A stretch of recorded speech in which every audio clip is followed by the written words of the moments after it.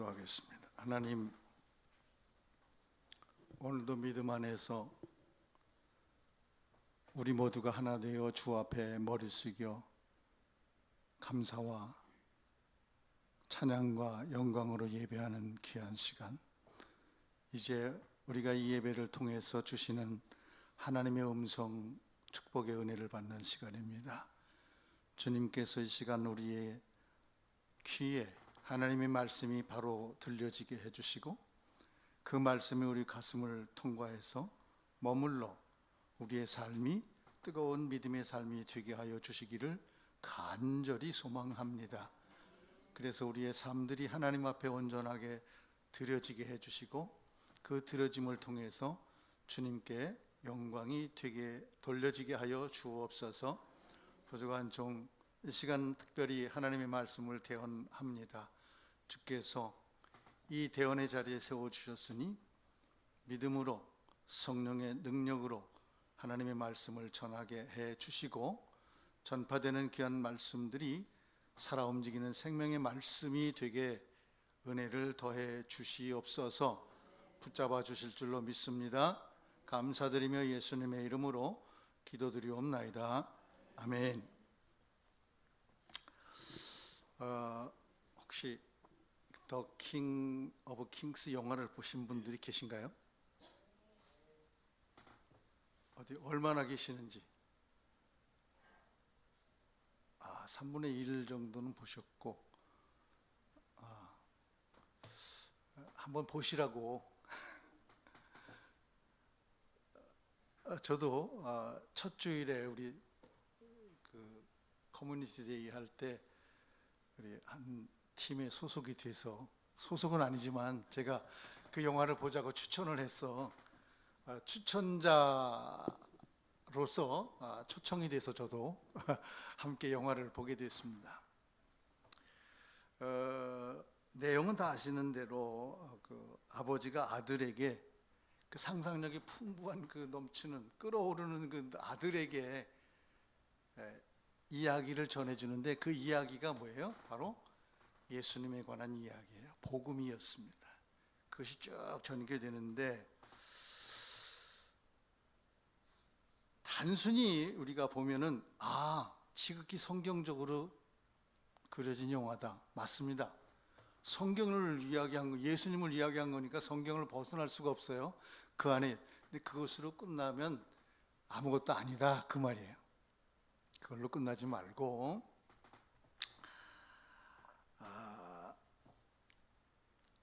눈여겨볼 부분들이 제 나름대로 몇 가지가 있어서 한번 이야기를 해보는데, 첫째는 물에 빠진 그 아들 워터를 예수님의 손길이 내려와서 그를 건져서 위로 올려주고 예수님이 그 물 밑에 가라앉는 장면입니다.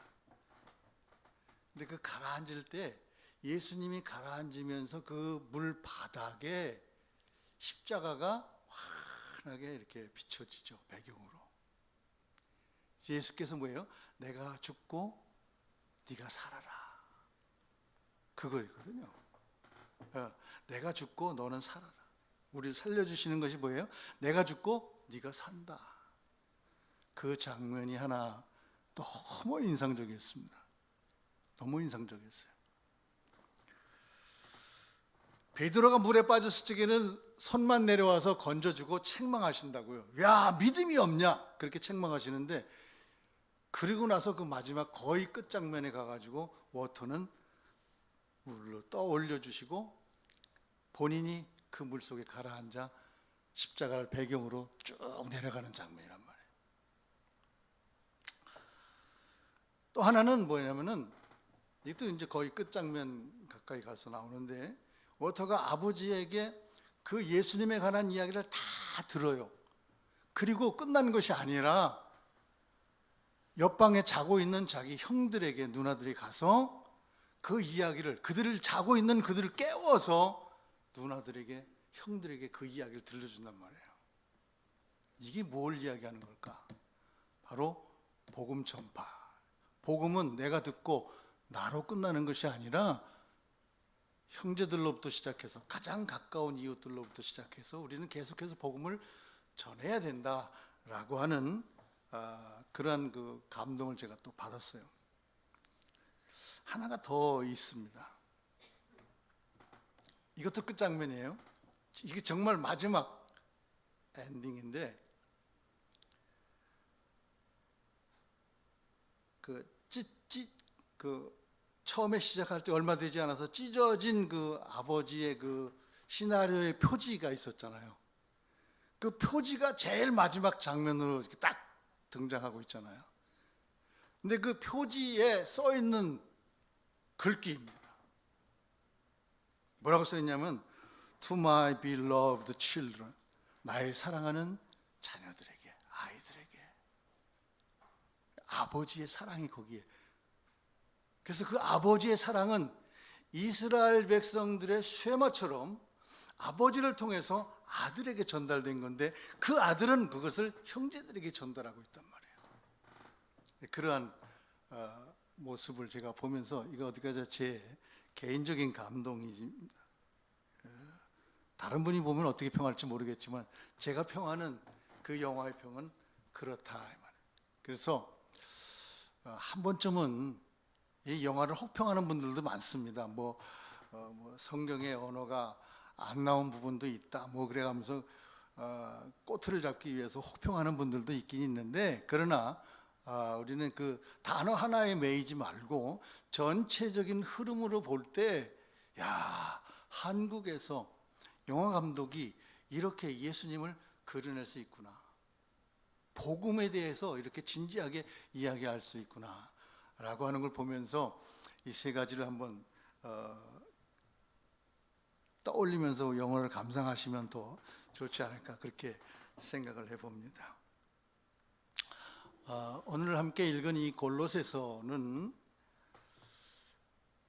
그 골로새 교인들이 예수님은 누구냐, 아주 위대하신 분이다 라고 하는 것을 알고 있지만 그분이 그들의 삶 속에 나타나지 않고 있고 그들의 삶을 통해서 예수님이 표현되지 않고 있는 그러한 모습을 본 바울이 그들에게 예수 그리스도가 위대하시고 예수 그리스도가 진리이고 예수 그리스도가 복음이고 예수 그리스도가 사랑이야, 그런데 듣고 끝나는 것이 아니라 너희도 복음이 되어야 되고 너희도 사랑이 되어야 되고 너희도 진리가 되어야 되고 너희 삶 속에 이런 것들이 나타나야 돼 라고 생각하는 그의 마음을 써서 편지로 보낸 거예요. 한마디로 그래서 그리스도는 정말 탁월하신 분이다, 이것이 이제 전체 한마디의 그 내용이라고 볼 수가 있어요. 골로새서 그리스도는 아주 뛰어나신 분이다.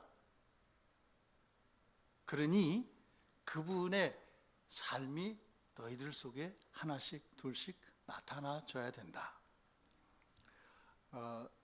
이제 다음 주에 독서 토론회를 한다고 그래요. 그죠? 책들을 읽으시나요? 읽겠죠? 이 무슨 심리학 박사죠? 그분이 이호선인가요? 이호선, 호선이죠? 예, 이호선 교수가 책을 읽어라 그런 말씀을 해요. 그런데 거기에서 진짜 중요한 것 하나를 우리에게 가르쳐 주는데 뭐냐? 한 권을 다 읽으려고 애를 쓰지 말아라. 어떻게 읽어야 되냐? 하루에 5페이지도 좋고 6페이지도 좋고 읽어. 그것을 기억하려고 하지 말아라. 그 중에 하나, 내 가슴을 때리는 단어 하나, 문구 하나, 그것만 기억해라. 그게 진리인 것 같아요. 그렇게 해서 한 번 기억하고 2번 기억하고 3개 기억하고 4개 기억하고 10개 기억하고 그렇게 3개월만 책을 읽으면 내 모습이 스스로 달라져 있다, 내 언어가 달라져 있다, 표현이 달라져 있다 라고 하는 것을 느낀다고 이야기합니다.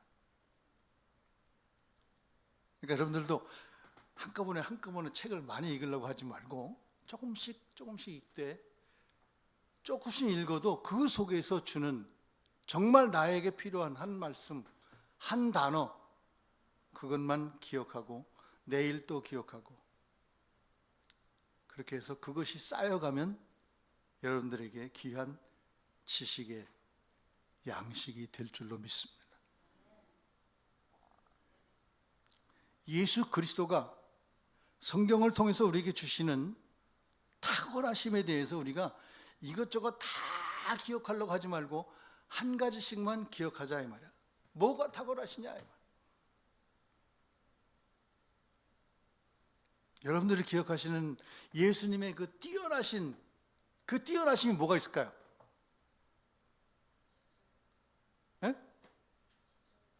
가장 먼저 생각나는 게 십자가의 희생 아니겠어요?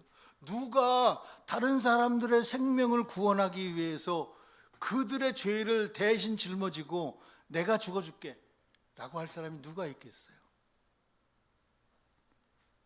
그러니까 예수님의 탁월하심이 거기에 있다라고 하는 거 아니겠어요? 또 예수님의 탁월하심이 뭐가 있을까? 너무 많으니까 하나씩만 기억해내자 이 말이야. 죽어가는 사람을 말씀으로 살려주시고 병든 자를 고쳐주시고 그렇게 하면서 한 말씀 한 말씀 하실 때 진리가 너희를 새롭게 할 것이다. 너희를 자유롭게 할 것이다. 진리가 뭔가? 그것이 곧 나다 라고 말씀하시는 그 진리의 말씀을 우리가 깨달아가면 예수 그리스도가 정말 나의 삶 속에 탁월한 그리스도가 될 줄로 믿습니다. 자, 그 그리스도는 여기서 뭐라고 말하냐면 만물의 으뜸이 되시는데 두 가지를 이야기해요. 하나는 뭐예요? 보이지 않는 하나님의 형상이고 하나는 교회, 몸된 교회의 머리가 되신다라고 두 가지를 딱 집어서 이야기해 주고 있습니다. 보이지 않는 하나님의 형상, 탁월하신 그리스도의 모습이었습니다. 우리가 잘 아는 대로 요한복음 1장 1절에 뭐예요? 태초에 말씀이 계시니라. 그 말씀이 누구와? 하나님과 함께 계셨고 그 말씀이 곧 하나님이시다. 그러면은 그리스도의 보이지 않는 하나님의 형상이 이 말씀 속에 있는 거예요. 하나님과 하나란 말이에요. 그러니까 예수 그리스도를 보면은 우리는 하나님을 볼 수 있어야 된다는 거예요. 예수를 보면 하나님을 보는 거다. 그것이 우리에게 진리로 다가올 수 있어야 되는 거예요. 그 말씀이 진리가 돼서 내 가슴에 있을 수 있어야 되는 겁니다. 제가 이 서론이 조금 길었는데 건너뛴 겁니다. 더 길어야 돼요. 그냥 다 건너뛰었습니다.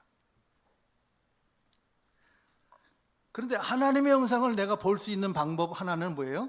예수님을 보는 거죠. 그죠? 그럼 하나님을 본 거예요. 많은 사람들이 복음을 전하러 가서 전도를 하면 뭐래요? 하나님을 보여줘. 그럼 내가 믿을게 라고 이야기합니다. 하나님을 어떻게 보여준다고요? 하나님을 어떻게 보여준다고요? 예? 예. 예수님을 봐. 그럼 하나님이야. 그런데 그 사람들이 예수님을 보냐 이 말이에요. 나도 못 보고 있는데 어떻게 예수님을 보여줄 수 있을까요? 그렇죠? 내가 예수님 닮아있는 한쪽 구석이 있으면 그걸로 보여줄 수 있는 거예요. 전체를 다 닮을 수는 없어요. 내가 어떻게 예수님을 다 닮아갈 수가 있어요? 하다못해 얼굴이라도 좀 예수님 닮았으면 좋겠지. 그럼 어떻게 될까요? 웃어야 되겠지. 근데 안 웃어져. 미소가 안 지어진단 말이에요. 우리의 삶 속에 미소가 지어질 수 있다는 것. 사랑이가 여기 왔는데 사랑이가 좀 됐어요. 한 달 정도 됐나? 동영상을 찍어서 우리 집에 보내줬는데 얼마나 깔깔대고 웃는지 그 동영상이 왔어요. 그냥 그렇게 예쁘게 깔깔대고 웃을 수가 없어요. 근데 어린아이들은 왜 그렇게 예쁘게 깔깔대게 웃을 수 있을까요? 아무것도 눈에 보이는 게 없어. 걔네들은 보이는 게 없어. 우리 눈에는 보이는 게 없어야 돼요. 그 아이가, 사랑이가 엄마 아빠만 눈에 보이는 것처럼 우리들도 하나님의 자녀예요. 그래서 아버지 되시는 하나님만 우리 눈에 보일 때 우리도 그렇게 해맑게 근심 걱정 없이 웃을 수 있고 웃는 얼굴이 될 수 있습니다. 우린 눈에 보이는 게 너무 많아. 베드로처럼. 그래서 물속에 빠져 자꾸. 근데 내가 물에 빠질지라도 예수님은 뭐예요? 그 물속에 뛰어들으셔서 나를 건져주시고 본인이 희생하시는 거 아니에요?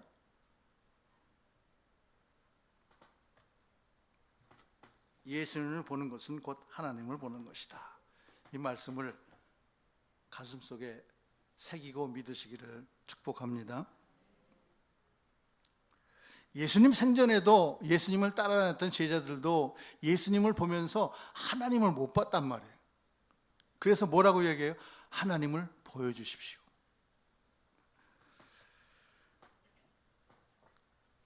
그래서 예수님께서 말씀하셔요. 요한복음 14장 11절에 내가 아버지 안에 있고 아버지께서 내 안에 계심을 믿어라. 나를 봤는데 아직도 아버지를 보여달라고 하냐? 내가 아버지 안에 아버지가 내 안에 계시니 나와 아버지는 하나인데 어찌 아버지를 보여달라고 하느냐라고 말씀하고 계시는 거예요. 그 예수님 앞에서 아버지를 보여달라고 했던 그 제자들이나 오늘 예수님 하나님 보여주세요 하는 우리들이나 다를 게 뭐가 있어요? 똑같지. 그런데 주님은 우리에게 말씀하시는 거예요. 내 안에 아버지 계시다. 내 안에 네가 있는 게 아니라 내 안에 아버지가 계시다. 이 말씀을 믿으시기를 바랍니다. 그런데 그렇게 말씀하시고 나서 한 말씀을 더 하셔요. 그 11절에서 뭐라고 말씀하시냐면은 믿지 못하겠거든 내가 행하는 그 일을 보고서라도 믿어라. 행하는 일이 뭐예요? 여러 가지 능력을 행하셨잖아요. 그걸 보고 믿어라. 이게 하나님의 일이야. 이게 아버지의 일이야. 근데 내가 아버지를 대신해서 이 일을 하고 있지 않니? 그래서 병자를 향해서 뭐예요? 중병자를 향해서 내 죄가 사함 받았다 라고 말씀하셨을 때 옆에서 바리새인과 서기관들이 뭐라고 그랬습니까? 저 사람 도대체 누군데 하나님을 능멸하는가? 지가 무엇하고 죄사함 받았다고 선언하는가? 이건 하나님의 능멸죄다 말이야. 모욕죄다 말이야. 근데 예수님께서 뭐라고 말씀하세요? 죄사함 받았다는 것과 내 자리를 들고 걸어가는 것과 어느 것이 더 쉬운 말이냐? 그러나 아버지의 행하시는 일을 나타내고자 함이라. 내 자리를 들고 걸어가라. 처음에 어려운 말씀을 하셨다가 나중에 쉬운 말씀을 하시는 거예요. 하나님의 일. 그것을 행하심으로 예수님께서 아버지의 나와 하나님 분을 나타내 보이셨다는 겁니다. 우리도 예수님을 직접 눈으로 볼 수는 없지만, 하나님을 눈으로 볼 수는 없지만 우리가 믿는 예수님이 곧 하나님이신 것으로 믿고 그 예수님을 사모하는 믿음이 될 수 있기를 축복합니다. 겉으로 나타난 예수님의 형상이 아니라 그 속에 능력입니다. 예수님 그 안에 나타나는 예수님의 능력입니다. 복음의 능력입니다. 예수님 복음의 능력. 병든 자를 향해서 죄 사함을 주시고 죽은 자를 살리시고 말씀으로 여러 가지 기적을 나타내시고 풍성한 믿음을 베푸시고 우리에게 들으라 말씀하시는, 그래서 죽음을 이기고 끝내 부활하셔서 승리하신 그 주님의 능력을 우리는 바라보는 거예요. 그래서 보이지 않는 하나님의 능력으로 우리가 가슴속에 새기는 거예요. 그것이 우리의 믿음입니다.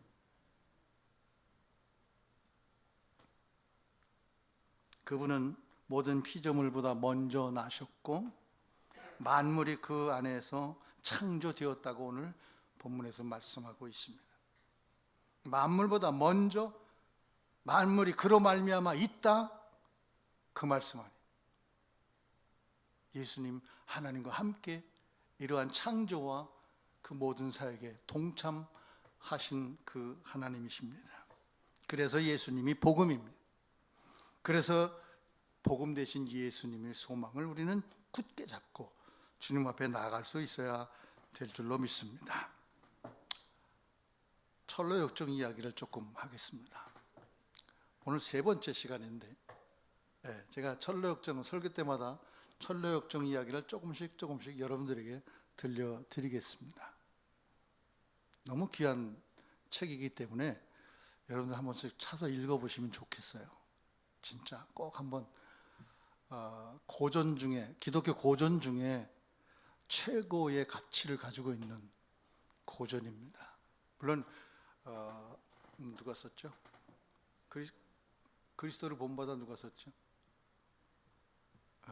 그리스도를 본받아라고 하는 그 고전도 있습니다만은 그 고전보다 우리가 더 가까이 대하고 읽어야 될 고전이 그리스도를 본받아 조한 바년이 썼는데 이 책을 꼭 제가 여러분들에게 한 번씩은 평생 내 생에 한 번은 읽으시라고 추천해 드립니다. 꼭 한 번은 읽으십시오. 제가 그 오래된 책도 읽고 요즘 또 샀어요 하나. 그래서 요즘 책도 읽는데 내용의 본질은 그대로인데 우리 목사님 말씀대로 베스트셀러는 읽으면 그 시대의 언어를 본다고 그랬는데 고전 중인데 시대에 지금 이 시대의 언어로 번역되어진 그러한 재번역되어진 고전이기 때문에 읽기가 너무 쉽더라고. 옛날 책은 정말 읽기 힘들어요. 읽기 힘들었는데 용어도 그 사람들 출연 거기 나오는 사람들 이름도 다 다르고 그런데 지금은 요즘 시대 우리가 알아듣기 좋게 다 새 번역되어져서 책이 잘 나왔더라고. 집을 떠나서 크리스찬이 좁은 문에 들어가서 해석자의 손에 이끌려서 어디를 갔다고 그랬죠? 7개의 방을 제일 먼저 구경했어요. 제일 먼저 구경한 방이 뭐라 그랬죠? 목자상, 목자의 초상화가 있는 방.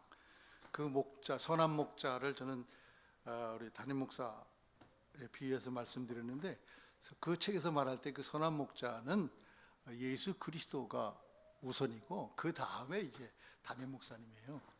그런데 이제 제가 예수님은 설교니까 그냥 빼고 담임 목사 얘기만 그때 했었는데 초상화가 있는 방이죠. 두 번째 방은 뭐죠? 복음과 율법의 상징성, 먼지가 가득한 방. 세 번째는 뭐죠? 인내와 욕심, 그죠? 그래서 잘 참고, 그래서 그 탕자 이야기를 잠깐 거기다 제가 비유했었죠. 네 번째 방은 뭐였을까요? 다들 기억이 지금 가물가물하네요. 네 번째 방은 꺼지지 않는 불, 그죠? 왜 안 꺼지나 그랬더니 물을 뿌려도 안 꺼져서 보니까 뒤에서 계속 기름을 넣어주고 있는 분이 있는 방이었어요. 맞죠? 그 다섯째 방은 뭐였을까요? 어느 아름다운 궁전에 들어가려고 그러는데 이름을 적고 들어가는데 이름을 못 적게 했는, 방해하는 방해꾼이 있는 방.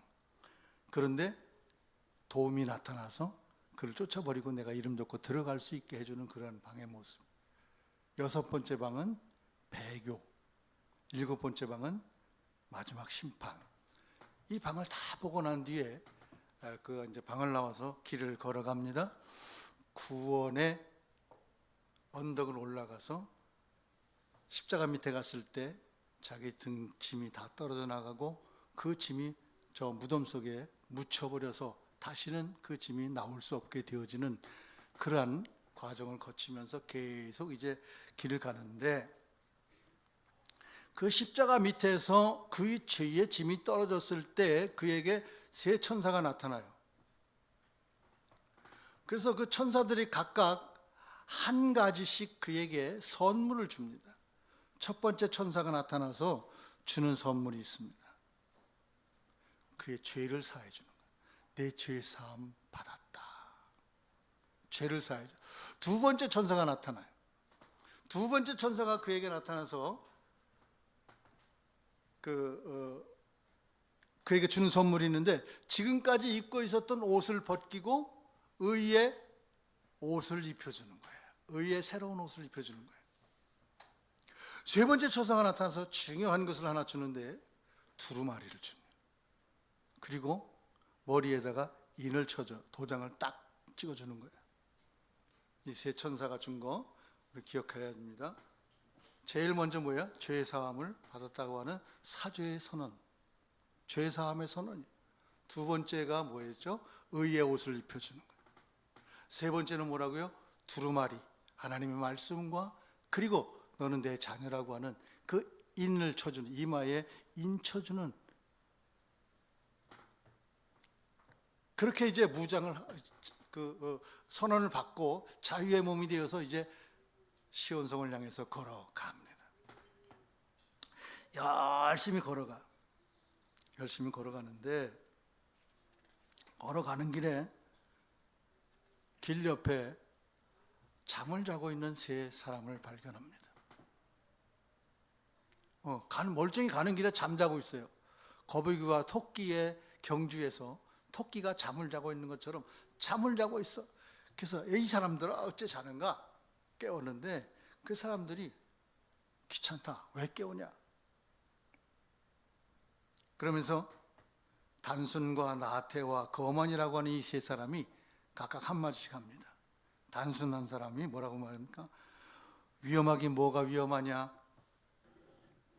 걱정하지 말고 너나 가라, 너 갈 길이나 가라. 나태가 귀찮게 굴지 마라, 조금만 더 자자. 거만은 남의 일 걱정하지 말고 네 앞이나 걱정해라. 그래서 결국은 이 사람이 혼자 길을 가는 거예요. 크리스찬이 길을 갑니다. 쭉 길을 가요. 그런데 길로 함께 걸어가는 것이 아니라 갑자기 길 옆을 담을 뛰어넘어 들어오는 두 사람을 만나요. 두 사람. 그 두 사람이 담을 넘어서 들어와서 가니까 너 어째 담을 넘어왔냐 했더니 뭐 우리 동네는 이런 게 기본이야. 그러면서 야, 담 너는 나나 좁은 문 통과해서 십자가 밑을 걸어서 여기까지 온 너나 다를 게 뭐가 있어? 근데 분명히 다른 표정이 있어. 아까 뭐가 있었다 했죠? 옷이 달라요. 옷이 달라. 그리고 하나님이 인도하시는 길을 걸어가는데 그들은 자기들 마음대로 담 뛰어넘어 들어왔어요. 달라요. 이마에 아까 구원의 증표가 있다고 그랬잖아요. 그 사람들은 증표가 없어. 달라요. 함께 길을 걸어가다가 산 어느 정도 올라가니까 거기에 길이 갈라집니다. 가운데 길이 있고 양쪽으로 갈라지는 길이 있는데 가운데 길은 좁아. 좁은 문으로 들어가라 했던 것처럼 가운데 길도 좁아. 그리스도는 그 좁은 길로 걸어갑니다. 그 길은 고난의 길이에요. 이름이 고난의 길이야. 좌우에는 좀 넓은 길이 있어요. 그래서 이 두 사람은 좌우의 길을, 하나는 위험의 길이고 하나는 멸망의 길이에요. 이 길을 가다가 야, 우리 가면 저 위에 가면 만날 거 아니냐, 뭘 그렇게 좁은 데로 힘들게 가니라고. 결국 이 두 사람은 위험과 멸망을 통해서 시온산에 이르지 못해요. 그러나 고난의 길을, 이 말은 뭐냐면 우리가 신앙생활을 함에 있어서 우리 앞에 쉬운 것이 있고 우리 앞에 넓은 것이 있고 내가 하고 싶은 일이 있지만, 그러나 그런 것들은 예수 그리스도의 걸어가신 그 고난의 길과 함께 좁지만 힘들지만 우리는 함께 그 길을 걸어감으로 시온산, 즉 하나님의 나라에 이르는 그리스도인으로 올바르게 살아갈 수 있음을 그리스도인의 길이라고 하는 것을 가르쳐주고 있는 겁니다. 내 마음대로 내 생각대로 내가 옳은 대로 사사기에 보니까 자기의 소견에 옳은 대로 행하였더라. 근데 옳은 대로 행했는데 되는 게 없잖아요. 사사기 보면 되는 게 없어요. 하나님께서 좁은 길을 선택하게 하시는데 누구래요? 사사를 보내서 어렵고 힘든 길을 가게 하시니까 그 사사가 이끌어주는 대로 가니까 그들에게 문제가 해결되어져 나가는 것처럼 바로 우리가 좁은 길이지만 고난의 길이지만 그 길을 걸어갈 때 우리의 믿음이 우리의 삶이 해결되어지는 그러한 은혜가 있기로 한 것입니다. 더 올라가다가 휴식의 정자에서 그 길을 가는 아는 사람들이 쉬라고 만들어 놓은 정자인데 거기 앉아 쉬다가 품속에 있는 두루마리 꺼내서 읽어봐야지 읽다가 잠이 들었어요. 우리 성경 보면 잠 오잖아요. 그죠? 잠이 들었어. 얼마큼 잤는지 모르겠는데 꿈속에 이런 환상이 들리는 겁니다. 게으른 자여 개미에게 가서 그 하는 것을 보고 배우라. 깜짝 놀라 일어나 보니까 깜깜해. 허둥지둥 일어나서 그냥 막 올라갔는데 꼭대기까지 올라갔는데 그 맞은편에서 오는 사람들이 있어요. 가도 위험한 일만 있고 가도 힘든 일만 있고 저 앞에 가니까 사자 2마리가 우리를 산길처럼 지키고 있고 그래서 되돌아오는 길이야. 그러면서 되돌아오는 2사람을 만나. 이 사람도 무서운 생각에 길을 가다가 두루마리를 꺼내서 읽어서 힘을 얻으려고 딱 넣는데 책이 없어. 두루마리가 없어요. 야, 이거 큰일 났다. 이거 어디서 이게 잃어버렸을까? 곰곰이 생각해 보니까 아까 잠자다 읽다가 떨어뜨린 거예요. 다시 그 길을 되돌아 내려가서 주변을 살펴보니까 거기에 있어. 다행히 그렇지. 그러니까 헛수고를 몇 번 한 거예요? 내려갔다가 다시 올라왔잖아요. 한 번이면 끝날 거를 갔다가 3번이나 헛수고를 하는 거예요. 우리의 삶 속에 우리가 꼼꼼하고 찬찬하지 못하고 허둥대고 그렇게 믿음 없이 갈팡질팡 하다가는 헛수고를 많이 한다고 하는 교훈을 주는 거예요. 그렇게 해서 이제 저 앞에 보이는 아름다운 집, 그 집에 다다르게 되었는데 그 집을 지키는 사자가 2마리가 있어. 그 들어가는 길목에 사자 2마리가. 이걸 보고 얼마나 겁이 나는지 두려운 생각에 나도 아까 만났던 그 사람처럼 저 사자를 보고 도망가는 거였구나. 나도 돌아갈까? 그런데 그때 그 마음 그에게 다가와서 또 들리는 음성이 뭐예요? 저 사자는 묶어둔 것이니 두려워 말고 가라. 우리가 우리 앞에 놓여지는 그 신앙의 삶 속에 신앙생활 속에 두려운 일들이 나타날 때가 있고 힘든 일이 나타날 때가 있고 어려운 과정들이 있을 때가 있어요. 그때도 두려워하지 말고 우리는 그 길을 가야 될 줄로 믿습니다. 그 사자를 두려워하지 말라. 그 사자는 묶여있다. 그럼 그 사자가 왜 그 아름다운 집에 들어가는 문 앞에 그 길목에 그렇게 묶인 채로 거기에 놓여져 있을까라고 하는 것을 생각해 봐요. 왜 있을까요? 바로 그 길을 통과해서 저 아름다운 집, 저는 그 아름다운 집이 교회라고 생각을 하는데 그 교회에 들어가는 사람들의 믿음을 시험하고 있는 것이 아닐까. 두렵잖아요. 그러니까 되돌아가려고 마음먹었잖아요. 이 크리스찬도. 우리도 마찬가지예요. 교회 문 앞에까지 어떻게 왔는데 내가 뭐 교회 돌아가려고 하죠. 내가 기도하는데 귀에다가 사탄이 속삭입니다. 야, 네가 기도한다고 그런 기도를 관둬야지. 이런 여러 가지 우리의 믿음을 시험하는 일들이 바로 이 사자, 묶인 사자와 같은 거예요. 보이지 않는 하나님의 형상 예수 그리스도, 그 예수가 무슨 하나님이야. 이런 사탄의 귀에 그 들려주는 음성이 자꾸 들린단 말이에요. 이게 묶인 사자의 소리예요. 그런 소리에 우리는 두려워하고 그런 소리에 우리는 근심하고 무릎을 꿇어버린단 말이에요. 그렇게 하면 안 되는 것을 보여줘. 어떻게 해야 돼요? 가운데로 좌로나 우로나 흔들림 없이 가운데로 똑바로 걸어가면 요만큼밖에 못 오는 사자이기 때문에 나는 가운데로 충분히 지나갈 수 있는 겁니다.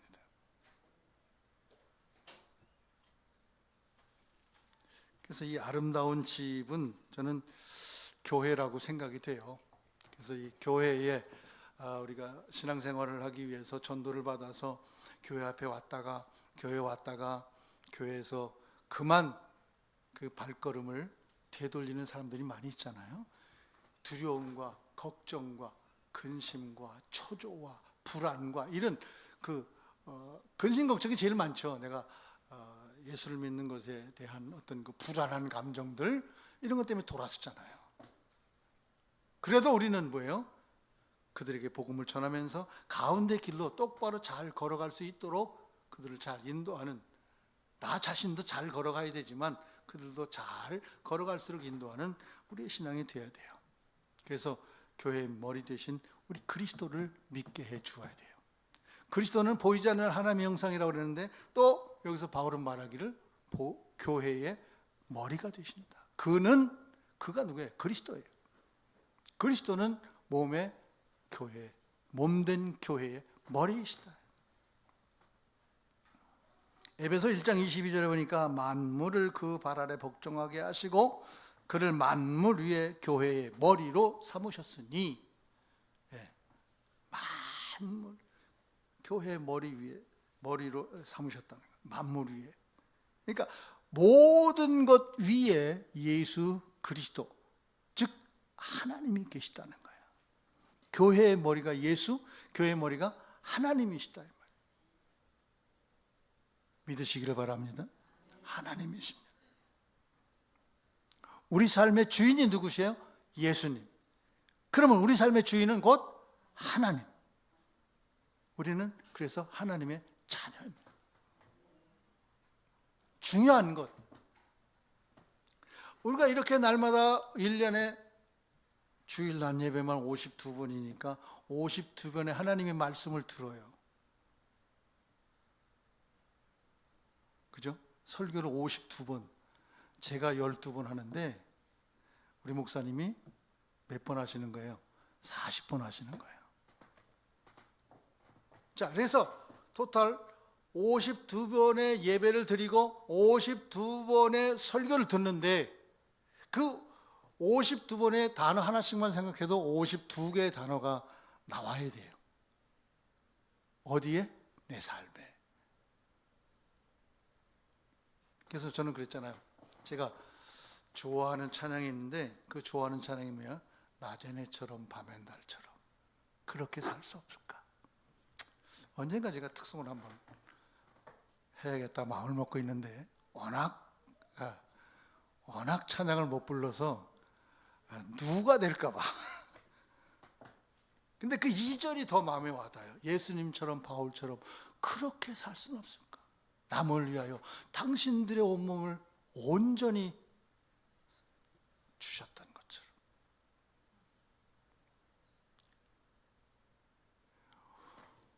하나님의 말씀이 진리인 것을 듣고 우리가 그 진리의 삶을 하나씩 1년에 한 가지씩만이라도, 아니 한 달에 한 가지씩만이라도 우리가 그렇게 진리의 삶으로 변화되어 간다면 하나님의 보이지 않는 형상이시요 교회의 머리 되신 그리스도의 삶이 나를 통해서 나타나지고 나를 통해서 하나님으로 믿지 않는 사람들에게 보여지게 될 줄로 믿습니다. 그것이 우리의 신앙이 돼야 돼. 그것이 우리의 믿음이 돼야 돼. 그것이 복음의 소망을 붙잡는 거예요. 예수님을 붙잡는 것은 복음의 소망을 붙잡는 거잖아.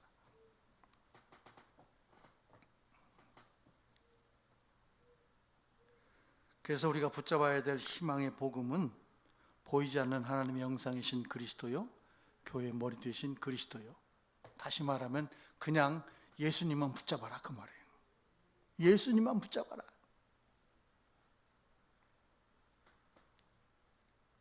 복음은 하늘 아래 모든 사람들에게 전파되어야 되고 오늘 골로새 교회에도 전파되었고 그것처럼 우리들에게도 전파되었습니다.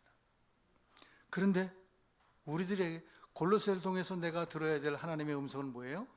고린도 교인들이 탁월하신 그리스도에 대해서 듣기는 들었지만 탁월하신 그리스도의 삶이 그들에게 없었기에 바울은 그 탁월하신 그리스도의 삶이 너에게 있어야 되겠다. 그러기 위해서 너희가 먼저 복음의 소망을 잡아야 되는데, 그 소망은 보이지 않는 하나님의 형상이고, 그 소망은 교회의 머리 되신 그리스도다.